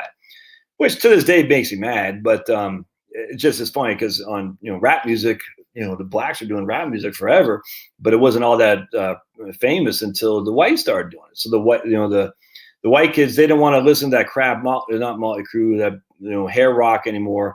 So they got out of that because that was kind of, you know what I'm saying? That was kind of feminine, if you're not, and you know what I'm saying, feminine. And so they said, we don't want to listen to that anymore. We want some tough music. We don't want to be looking like, you know, these drag queen friggin' bands. That's weird. And so we want tough music. And then gangster rap just filled the mode, man, filled that hole right there. And the rest is history. Yep, AC/DC, right on, Ross, right on, Pulverizer. Yeah, tramp stamp on moms ended the cool. Yeah, oh God, tramp stamp. COVID was good for the healthcare industry. I'm getting a bonuses here. You know what you should do with that bonus, Kim? You should follow my man who gave me that $25 super chat. You should send some money my way. I'm joking. Kim sent me these, well, not for me, my girls and, you know, my lady too, crochets, some knit. I'm going to screw it up, but these scarf things that were friggin' gorgeous. And we have to make sure Finney doesn't get his hands on them, because Finney, anything that's soft like that, Finney would kill. So we put it up from Finney, but man, they're friggin' gorgeous, Kim. So she sent me a box of them, and I was going to do a you know, like a box opening thing, whatever it's called. But anyway, long story short, those things are fantastic, Kim. So much obliged. And Kim said they took like 6 hours each doing them. Like crocheting, is that what's called? I don't know what it is. I would go insane, but it's fantastic. Quince, I bet, Kim, huge payouts to care homes and hospitals for COVID tests. Exactly. Shocking. What happened to the flu? It's just gone. I will look good. Yes, I would. Our healthcare. I think it's a great idea, William. Healthcare ETFs are a great idea. 100%. I don't know what the price. Oh man, I'm drinking vodka, seeing as water. If I even sniff vodka, Ross, I'd be drunk as a skunk. Simply because no alcohol has touched these lips since May 25th, 1997. I think healthcare REITs are, or did you say REITs? ETFs are a great opportunity. I just don't know what the pricing mechanism relative to earnings are, but it's hard to see, even on a socialized healthcare, which is inevitable. I hate to say, a single payer is coming. Even with a single payer, there's going to be private assisted living facilities, or at least private firms. It's fascism, man. It's what it is. And people are like, oh no, yes, it is. It's complete fascism. What's going on in the ESG movement is fascist. It's big government telling big business how to operate, and big business says, we'll do what you say, sir. ExxonMobil, perfect example. They're going green. Idiotic, but that's fascist without question. And the nursing home things will be fascist. They're going to say it's like a utility. We're going to give you a certain profit margin, but you do what we say. And I'm just telling you, it's coming. And if they can cancel Dr. Seuss, if you think they can't cancel you because of an ugly tattoo that said Trump for president or something like that, they're canceling Dr. Seuss. I mean, canceling Trump, the president of the United States, off social media is one thing.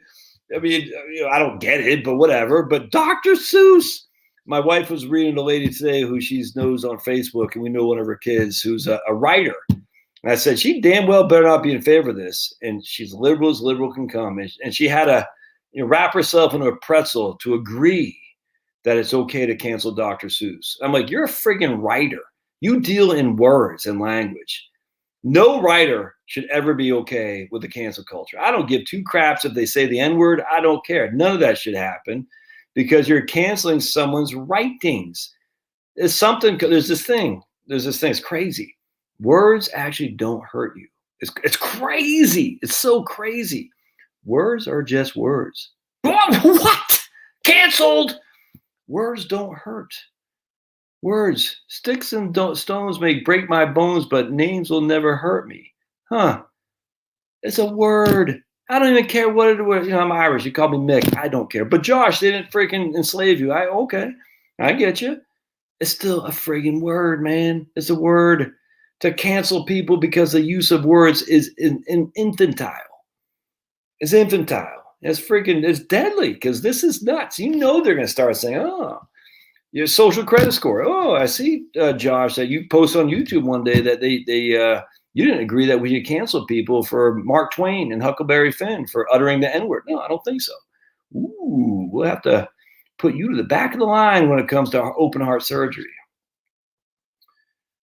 Yeah, corporations are for bending the knee 100%. Oh, yeah. Oh, Vanguard. So, James, Vanguard is big on the ESG train. And this is what I did a video on this, 2.5 years ago about the concern I have for Vanguard. And you had BlackRock to. Oh, let's go ahead and real quick. Let's see if BlackRock, now that we got Sniffy Joe in office, let's see if BlackRock has changed their website. I'm going to say no. Hold on just a second. Oh, not Blackwater. We want BlackRock. Let's see what BlackRock. I'm predicting they're still going to be as left-wing climate change crap as before. Let's see here. All right, so here's BlackRock and helping our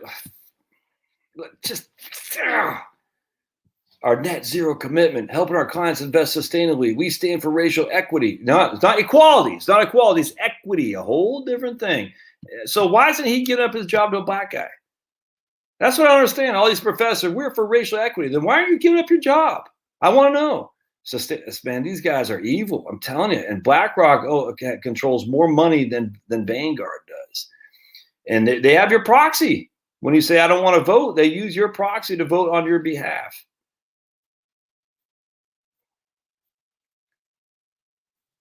Oh, I freaking cannot stand these people. Alternative investments, sustainable investing, ESG. Look at that ESG. Just oh God, we believe that transition to a net zero carbon emissions will reward firms. Freaking these guys. And so let me ask you a question: if you're a mid-cap company and you're trying to raise money and you're trying to increase your stock share, and BlackRock comes to you, what's the first thing you're going to say? How green you are.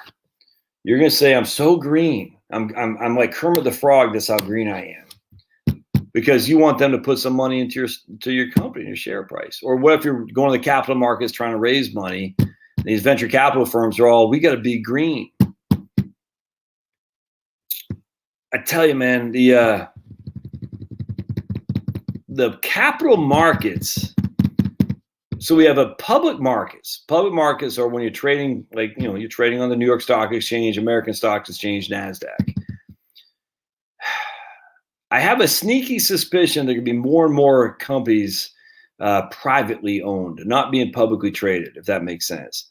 And because I don't know how they're going to raise capital, but in some way, they're going to have I don't know how they're going to raise capital. I wonder how many of these companies are not all that concerned about raising capital. Let's just say you're a fabrication company, a manufacturing plant or something like that. You're like, look, I'm just trying to make widgets. I don't need to grow, into freaking Indonesia. I just need to make widgets in freaking, Clarksville, Tennessee or something like that. I could go public and sell shares to the public in order to raise capital and cash out some of my equity. But I could just take partners on. I don't know. I wonder. And what's going to happen is the more and more these public companies are refrained from innovating, the less innovation is going to be across the world. Because innovation starts here in the good old US of A, because we have the capital markets and we reward companies and people for innovating. We reward them financially big time. But I don't know how many entrepreneurs are truly green like that, where they say, I will sell my soul for rock and roll so I can get money. I don't know. And as such, I think they'll say, I would innovate, but I'm just I've innovated enough and I'm making a pretty penny now as the CEO of a 60 employee manufacturing firm. And as such, I'm just going to keep doing what I got to do. And that's going to be tough on innovation. And you can see that anytime the leeches on the government get bigger and bigger and bigger, and the government tentacles grow, it's negative on innovation for sure. And that might not be a bad thing. I don't know. I mean, it might not be a bad thing. It's certainly, do you see the life expectancy is now down to 77 years or something like that? It dropped a full year in 2020. And it's not just because of COVID. I mean, that helped it go down, if that makes sense, or whatever. But the life expectancy has been dropping since 2014 in the U.S. So all these guys saying we're going to live to 120, it ain't happening. Life expectancy is going down. A lot more suicides taking people out. And I'd say middle-aged people, a lot of middle-aged white guys being killing themselves, man, because they don't feel valued. Actually, if anything, they feel hated, and they are. That's a fact. So the first thing you got to do if you're hated like that is you got to stop apologizing. You say, okay, I get it. I'm a middle-aged white guy. Stop apologizing for it. Just say, okay, whatever. I'm not gonna put up with people who say white privilege. I'm not apologizing. I'm not justifying. I'm not saying some of my best friends are black. I'm not doing any of that crap. Just I am who I am. Take it or leave it. But the first thing you got to do, because we don't want you killing yourself. We want you staying healthy. We want you staying active. We want you raising your grandkids. We want you to be out there, fishing with your grandkids. And you can't do that if you're dead. You can only do that if you're alive. All right. So you got to find something that brings value to you. That might be through your church, might be through your grandkids, might be with your dogs. I don't know. But you also got to stop feeling guilty. You got to stop feeling bad. There's nothing to be guilty for. There's nothing to be ashamed of at all for who you are. Frankly, there's nothing to be proud of either. I will tell you this whole thing. I'm proud of my whatever. You didn't do anything. I'm proud as hell of those people who fought in the freaking Revolutionary War, walking around without shoes on, going to Valley Forge. It's insane. It has nothing to do with me. It's just nuts what they did. It's crazy. I'm proud and I'm stunned what they did without even knowing they're going to win the war and lead to the American where we are today. It's crazy to me. Divine intervention, you got to think. But either way, just because some of those guys are white doesn't mean, oh, look at white guys. Oh, kids are crap, man. You had nothing to do with it. And as such, there's nothing to be proud of, but there's nothing to be ashamed of either. Stop it. And anyway, so what we're going to see here is going to have less life expectancies, which is happening in front of our very eyes. A demographic population just explosion in terms of less and less people being born. Inherently less and less brains, more and more abortions. Just the innovation is probably going to be lessened and lessened, I would think. I'm not sure it's a bad thing. I don't know. I'm not sure if humanity is supposed to go on this trajectory always everywhere upwards. I don't know that to be true. It's interesting. Rose Wilder Lane, Laura Ingalls, whatever her name was, Laura Ingalls. Her daughter was a big libertarian. She was even pre-Ayn Rand, if memory serves. But anyway, she had written a book does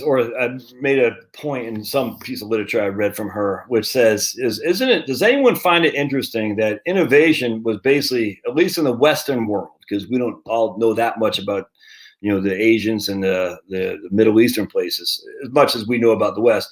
But the Western world, there was basically no innovation at all, none until boom, 1850s, until the Industrial Revolution. It's just interesting. And essentially, it's not even the Industrial Revolution. It's because private property rights and capitalism. So no innovation, no innovation, no innovation. Then boom, it just last 150 years, 170 years now, because of private property rights, capitalism, free markets, free minds. Actually, I was listening to a guy the other day about the old Muslim cultures where they're very innovative. It was crazy how much these guys were just making hay, and then all of a sudden they started doing the Sharia stuff, which just shut everything down. Sad.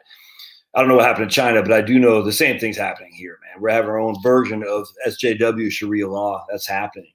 And so what was going on in these universities, you will lick the boot of the SJWs, and that of course means you're going to have political commissars that tell you can't study physics the way you're studying it unless you can do it with equity. Not equality, mind you, equity. And that's going to make, the physicist, the chemist and all that less and less inclined to do things and less time in which to do it, because they're going to have to spend so much time proving for the political commissars. It's common, dudes. It is. And again, I'm not sure it's a bad thing necessarily with the innovation, simply because at some point you might grow too big for your head, and humanity might be, I don't know. It doesn't matter what I think, but we shall see. All right. Yeah, well, that's right. Harry says weak zombie companies have no choice just to listen. I completely agree. I mean, think about it. If you're Delta Airlines and Fauci says, make everybody wear a mask. You're going to make everybody wear a mask. Why? Because you need the money. You need the bailout.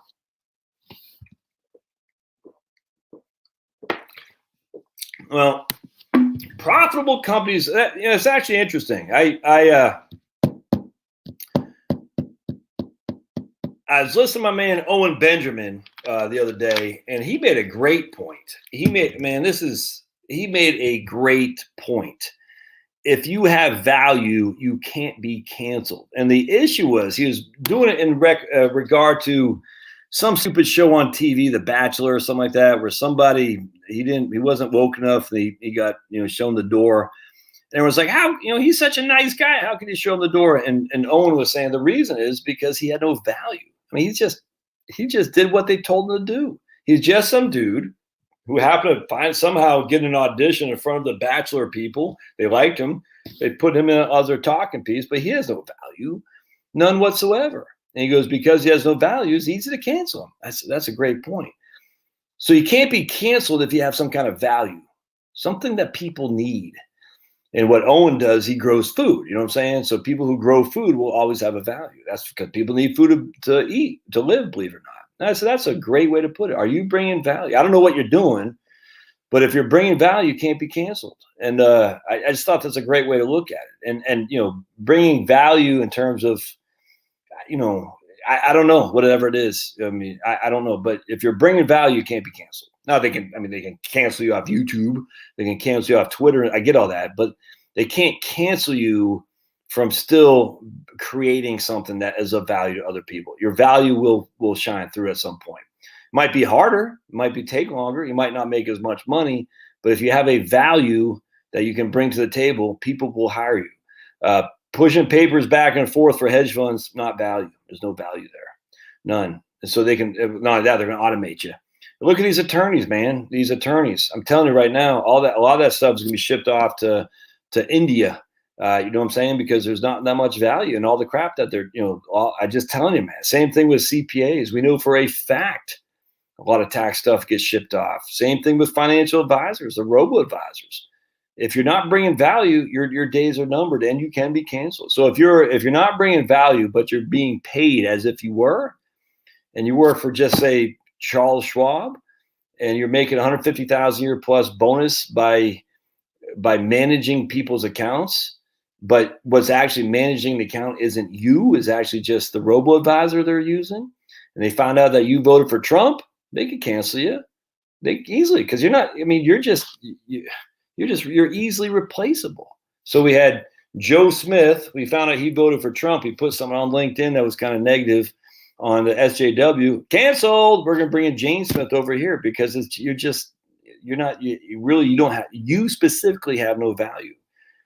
The company Schwab is bringing the value. And the same thing with profitable companies like old Harry is saying. If you got profit, if you're making money on doing it your own way, you'll be able to stand your own unless you need their help in some regard. Kind of like Warren Buffett with Goldman Sachs. Remember, Goldman Sachs, they went hat in hand, old Warren Buffett in 2008 because he was the only guy with cash, man. And cash sings like a bird when everyone else is hurting life. Everyone else is hurting. The cash sings, man. You're like, I got cash. You need some? I'm going to get 6.5% preferreds. I'm going to get warrants. I think you can, William, buy Wellington if you open a Vanguard account. I think you can. Yep. My boys grew up on Dr. Seuss. Yeah, right, because they rhyme. Yeah, terrible holder digging.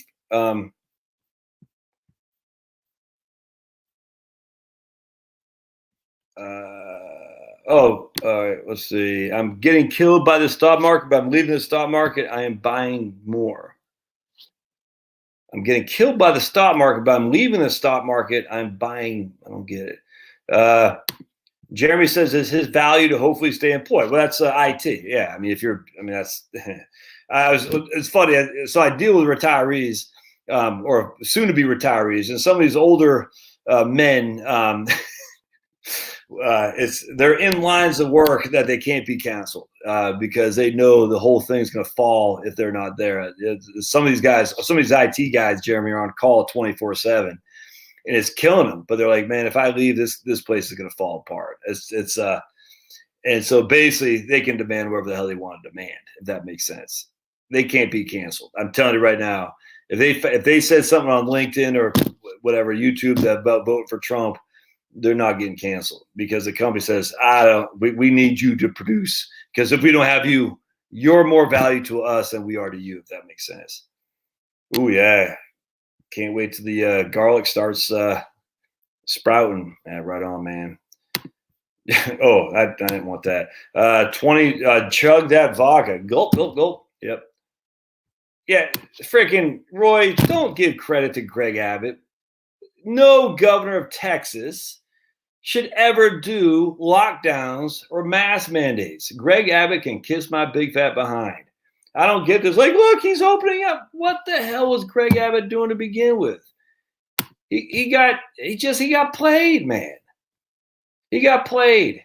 You know who didn't get played? Brian Kemp here in Georgia. Greg Abbott got played. I don't get all this like, yay for Greg Abbott. We're opening up. It's friggin' Texas. Texas should never have lockdowns. Texas should never have mask mandates. It's Texas. It's not freaking New Hampshire, which is, relatively conservative, but it's Northeast nonetheless. It's Texas. Gosh. South Dakota, Florida, and Georgia. Arizona went crazy too. Ducey. It's like we had South Dakota, Florida, and Georgia. That's it. And don't forget, in Florida, Andrew Gillum was this flipping close to winning the governorship. But your vote doesn't matter, Josh. Hell, maybe not the president, but in the local election certainly does. Was it? I don't know. What freaking DeSantis? All the polls are way off. They had Gillum winning by 7. But if 20,000 people chose not to vote, Florida is just. You're DeSantis. By you voting for DeSantis in Florida, you saved tens of thousands of lives. Pat yourself on the back because you are a lifesaver. Because you have to compare that with freaking the killer Cuomo up there. Because he did not do what DeSantis did. And everyone and their mom are going after DeSantis and Brian Kemp. And we didn't have the deaths like these clowns did. Not even close. So by your voting for Brian Kemp instead of the grifter, what's her name? Stacey Abrams, or Andrew Gillum, the crackhead, whatever, who knows what he is. You saved thousands upon thousands of lives. And think about Florida now, all right? Many, many old people in Florida, a whole lot more than in New York. And as such, you would think Florida would be ripe to be, destroyed by the COVID. And yet, ironically, not even close because of who you voted for. You saved lives. Vote Republicans save lives, but not all Republicans. Greg Abbott, what the hell? Freaking it's Dave Ducey, whatever. David Ducey, Doug Ducey in Arizona. They held back, and they couldn't take it. And then they finally capitulated, and it's like, you freaking idiots. But I don't really want to get into it. But even my man, freaking Trumpster, sold Brian Kemp throw him under the bus. He should shut down. Georgia's going to be a freaking death wish. And everyone just, yep. Laura Ingalls Wilder, right on. Oh yeah, they're all pushing this crap, Jill. Somehow they think people want that stuff. It's just it's part of the Great Reset. I'm just telling you, man. It's a Great Reset. It's here. It's here. It's all part of the globalist cabal. I mean, literally, it is. And they, it's like they're hip. I get it, they're hypocrites, but because they still fly around their private. I get all that. I get all they're all fools. In terms of emissions, climate. Look, I get it. It's more than that, though. It's that they want to remove you from their lives. They want to be in a fiefdom. We have a rich globalist elite that controls everything, to including you and us. And sadly, we had a guy that was standing up against that, and now we don't. Did you see Biden when he said, "Hey, I'll take some questions if that's okay with you, Nance"? It's like, dude, you're the effing president. You're asking Nancy Pelosi if you can take questions, and you see what they did to him? They like yanked his mic and they put the thing. That's the president. I'm like, I don't like Sniffy Joe, but I was like, dude, you just totally. What the hell? I couldn't believe it. I was like, whoa. Can you imagine if anyone ever did that to Obama?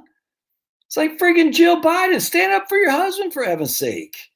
Demand respect for the guy. He's the president of the United States. You can't have freaking Nancy and whoever the clowns are running the show there. I mean, who's running the show? Craig, you can't have them freaking disrespecting Joe Biden, our president, in front of the freaking country and never mind the world. He's got to stand up against the Chinese Nazis. He's not going to be able to do it if they say, hey, he's got no respect at home in his own party.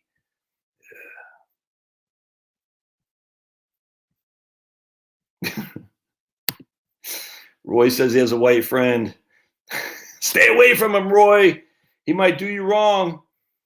Those white guys. Yeah. Today's SJW is going through the battle of the bulge. I'm a middle-aged white guy. Dude, I'm only 50. Does that make me middle-aged? Risking their lives to work. Oh, God. Yeah, now that you're retired, you can say what you want. Yes, sir. Nope, Jill, I was married on August 31st, 1999. But old ball and chain said, hey, look there, big guy. I don't like you drinking so much. So I'm not putting an ultimatum on you, but I said, it's just a beer or 10. And, I was never abusive or anything like that. Just, a sloppy idiot, man. It's just all there is to it. And I'm not, look, Charlotte's always been more mature than I. But you throw some beers in there, I'm even less mature. And she's like, dude, you're sloppy. Sloppy. And, all right. Keystone operators were already working on less emissions, but they still cancel them and kill jobs. Yeah. And the funny thing is about the funny thing is they're going to ship all this fuel via train because the fuel's still going to be shipped, man. It's just the whole thing. So, as my man from Eric Miller here from Wisconsin, I'm not sure if he's on here, but he showed me a picture of the trains going by. He was at a stop, had a stop for trains to go by, shipping. I can't remember if it's crude or whatever. He was shipping some kind of fossil fuel, some dirty fuel down to Texas. I'm not sure what was going on, but he said, "Yep, stop the pipelines. This is what we got." I said, "Yeah." The only green I'm interested is in the money. Well, me too. And what's out in the garden. I'm so green. I live on a little island in the Atlantic. Oh man, Love me some PEI. Tattoos among the stupidest things I've ever seen. Have seen it. Been a seaman for 45 years. And never had desire to deface my poor, pitiful self.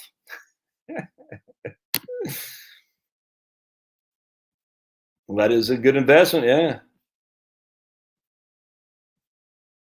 All right. Yeah, Red Bull. I've seen that. Red Bull seems like they're standing.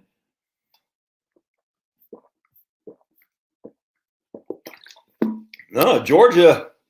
So what's going on, Jill? And this same thing happened in Texas. All these people like, we're free, we're free. You know, if you still go to these stores, you know, I went to Publix, still got to wear your stupid mask. I went to Costco, stupid mask.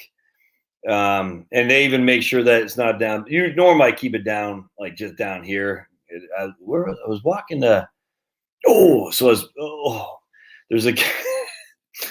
there's a guy. So one of my kids was in contact with a kid who had COVID.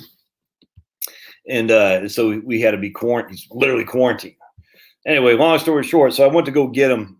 And there's this dude in line waiting to get his daughter, who's the same thing. And he said, it's funny, man, as he said to this guy who's kind of checking kids out, big, tall, black guy, I think he's from Haiti. He's like, hey, you know, I know you're just a messenger, but who are these parents sending their kids to school with COVID? I think there needs to be some harsh punishment for those parents. And the guy's like, dude, I can't tell you who it was. I mean, it's you. The guy's like, okay, I can't tell you who it was. And the guy's like, well, don't you think there needs to be some harsh punishment? They're like, that's like sending kids to school with a loaded gun. The guy's like, okay, the guy's like, I know you're just a messenger, but someone needs to be held accountable for sending your kid to school with COVID. And it's funny because we know the kid, and trust me, his parents. Let's just put it this way: it's the whole thing is stupid. Anyway, so as a guy was walking by me, I just pulled my mask down. I just pulled it down. I said, went like that. I wanted to see him jump up. It was funny because I was like, dude, you're a freaking fool. And I felt I was proud of myself because I felt like saying, but he didn't send his kid to school with a loaded gun. Yeah, a loaded gun and COVID, not quite the same thing. They're a big guy. But I was proud of myself. I bit my tongue. Anyway, so when I was talking to the guy who was taking the brunt, I said, man, and he goes, what do they want to do? Execute these people? You know, put them in cages? What do they want? The kids to be freaking given up? And this is what the guy was saying to me, not me say the guy, the janitor guy, whatever it was, to sign these kids out. He goes, what does he want me to do?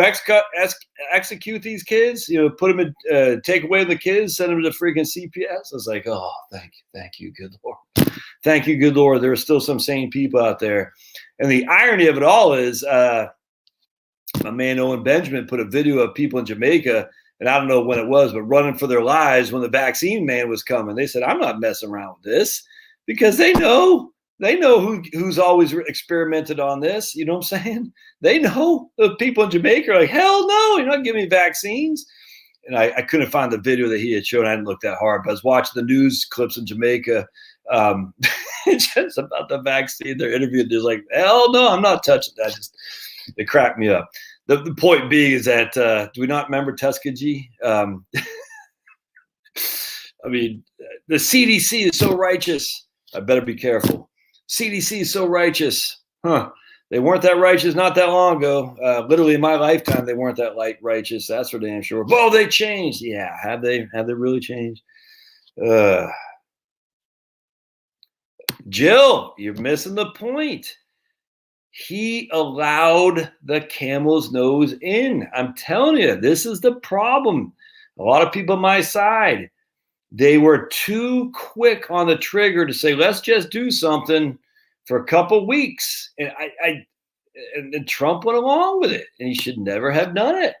I'm telling you, we should never have followed and sat and allowed us to be scared of this thing until we had more data.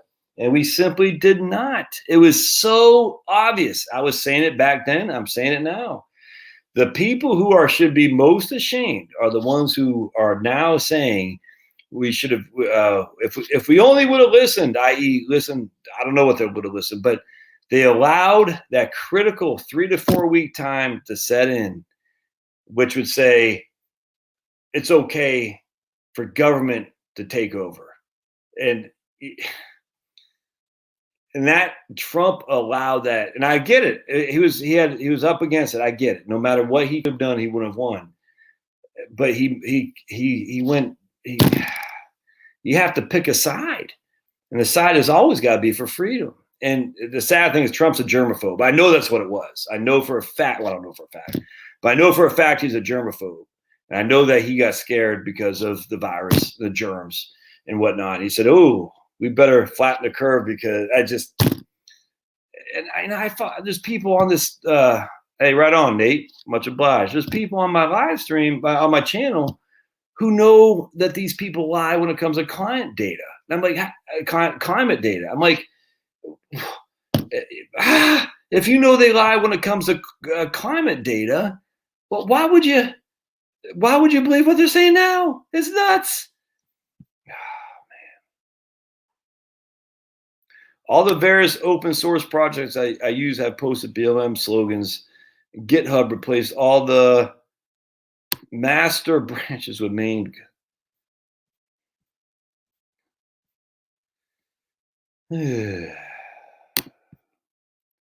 I'm getting an anal swab. I'm going to China to get that anal swab. Or maybe just go back to drinking good old-fashioned water, right? Buffett loves railroads, right on. Anyway, so you have to have masks in Georgia if you go to these places. But you can at least walk down the streets without a mask on.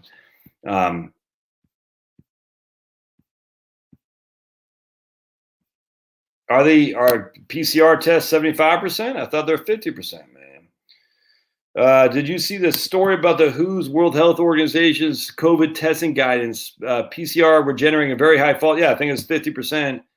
So they replaced them with antigen tests. Big decline in cases.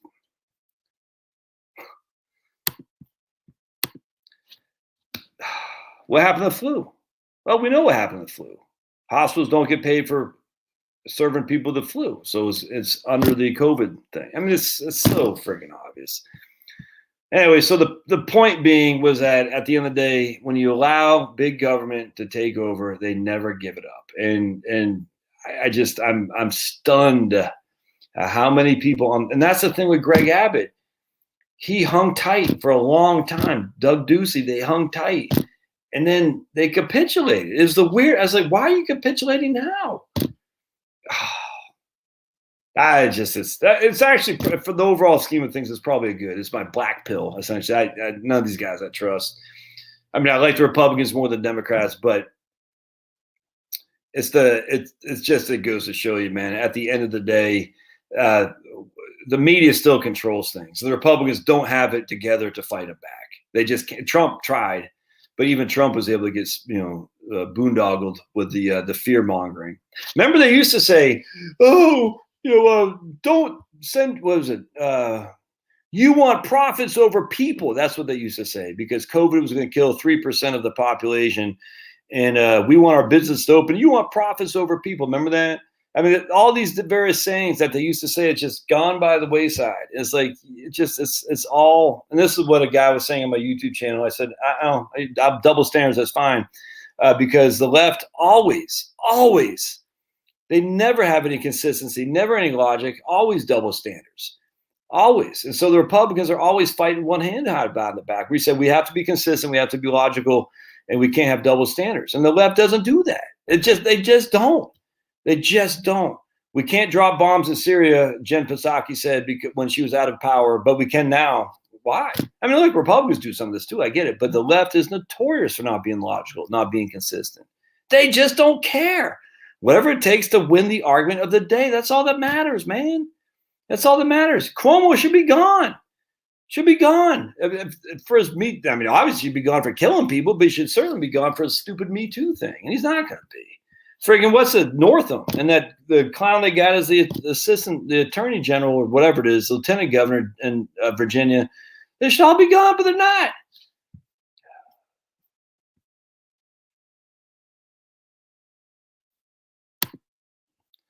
Yeah, well, let's hopefully there's no long-term side effects. I think it's funny. People say, don't you know the long-term side effects of COVID? I'm like, no, and you don't either. We know that. And I say, well, the vaccine, though, there could be long-term side effects. Well, at least they'll save me from COVID. I said, will it? Really? Will it? Okay. It's weird. Yeah, but they did. Yeah, that's right. So right on, Pulverizer. I guess I'm following your lead here. The black pill has nothing to do. Nothing to do. We're all. I mean, I'm not saying we're all doomed. I refuse. As a Christian, I can't say I'm doomed. I'm not. But at the end of the day, there's nothing I can do about it. But what was I going to say? Right here, James, you'll be happy to know that the House and the Senate are putting together good bills, real good bills that's going to clean up a lot of this crap. Lots of good stuff in the legislature. The one, and I'll get off here tonight after this. Yeah, DeSantis he's the man of all men. I know Jill's gonna get mad. I hope Trump does not run again. I'd love to see DeSantis. I like Rand Paul, but he doesn't have the oomph that I would like, frankly. And again, we need to. Well, we need to. Appreciate that, Nate. Not sure what the super sticker is, but if it's 3 schmackers, I will use that. Good for my wife for giving me some tough love. 1999 till today, lots of tough love, Jill. The issue is the Republicans get bold when they're out of power. That's just a fact, and that's good. Democrats do too. Don't get me wrong.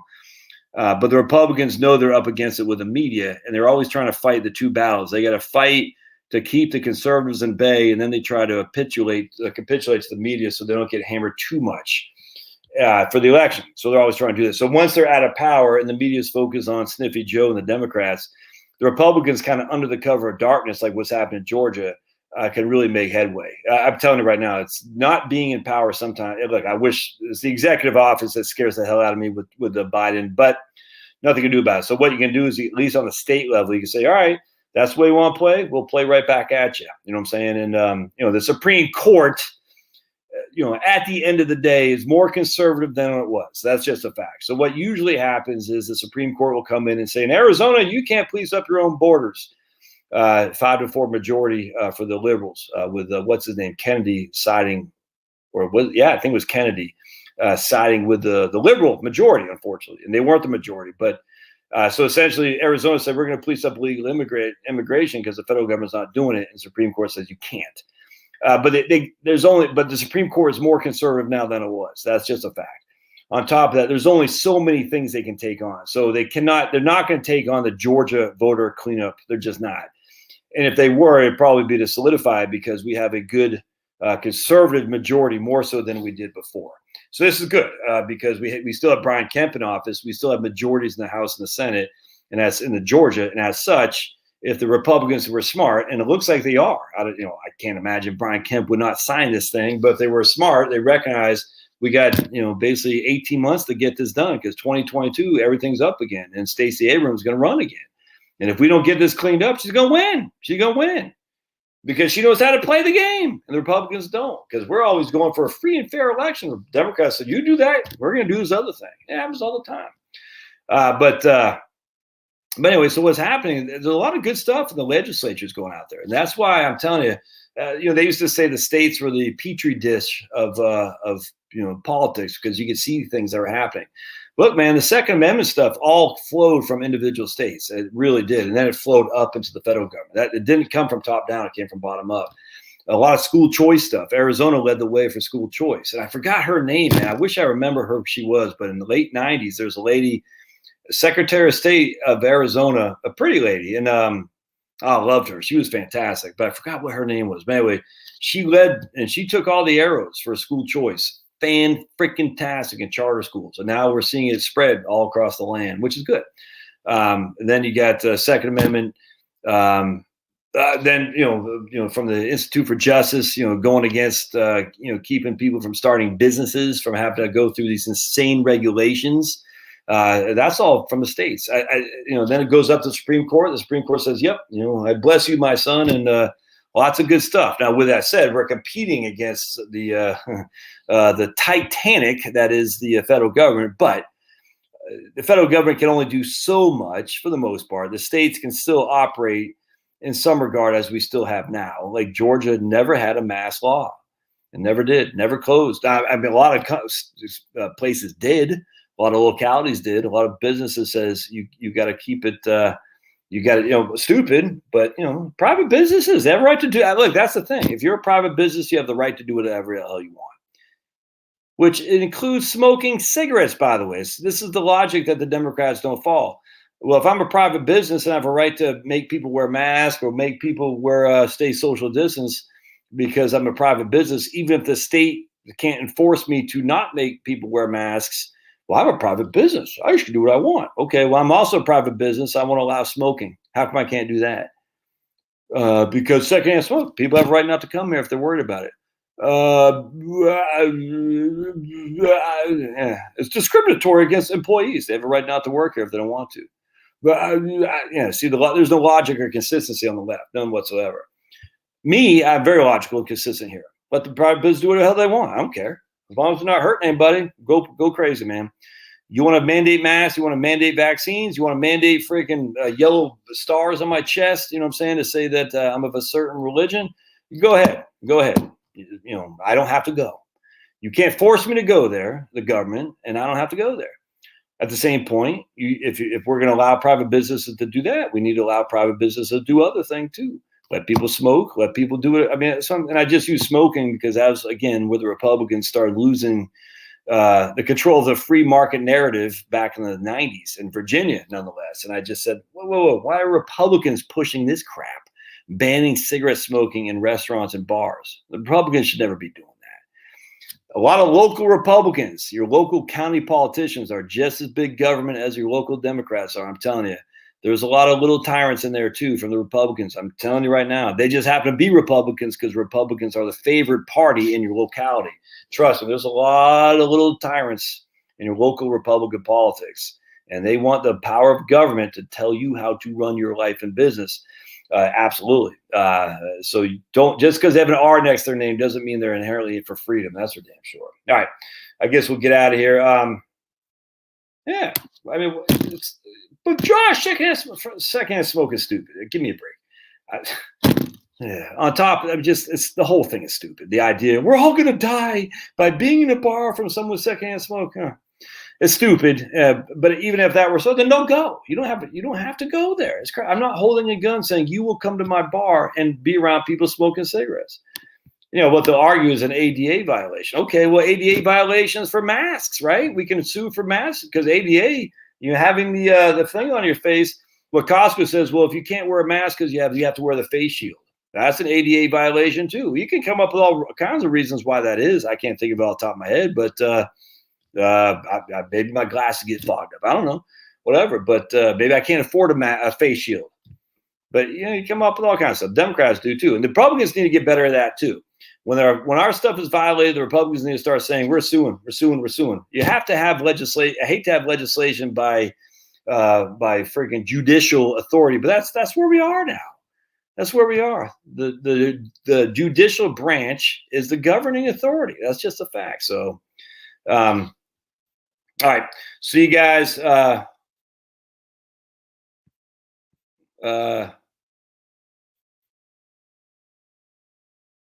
boy. Georgia, free and fair elections allow for voter suppression. Okay. ARK turned into politics, got to get out now.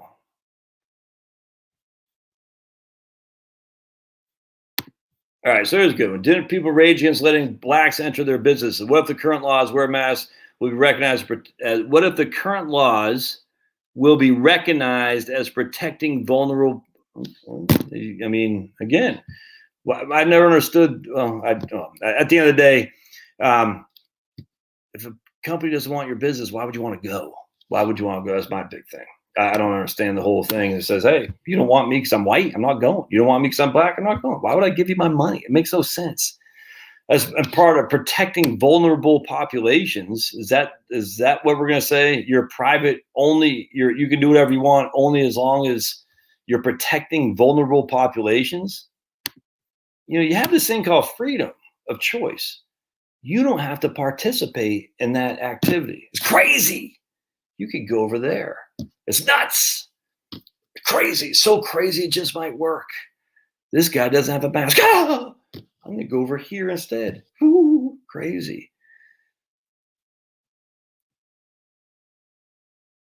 Oh, dude, anytime you're on my channel, it's going to turn into politics, man. Give me a break. If it's on my channel, it's going to be political. If I do live streams, because there's 3 things I like. Well, 2 anymore. I like sports, not so much anymore. I like politics, and I like financial planning. That's my 3 things. They're my kids and my dogs, but those are my 3 things. I like gardening, but not enough where I do YouTube channels on it. What else do I like? I like to read, and the stuff I read, I share with you guys by and large. But what I like is stuff this what gets me fired up, man. And there's enough fellow travelers out there, but I'm just telling you, man, just be advised. I'm not afraid to get in the political thing because politics, I don't want to talk about it. Trust me. You might not like politics, but politics likes you, man. All right, we'll see you guys. Thanks for being here, guys. Boston Terriers. Isn't that the name of the BU? Isn't that the BU team? The Boston University, aren't they called the Terriers? Where AOC got her degree in economics. A stellar economics department there at BU. Larry Kotlikoff should be really proud. All right. We'll see you guys. Thanks, man.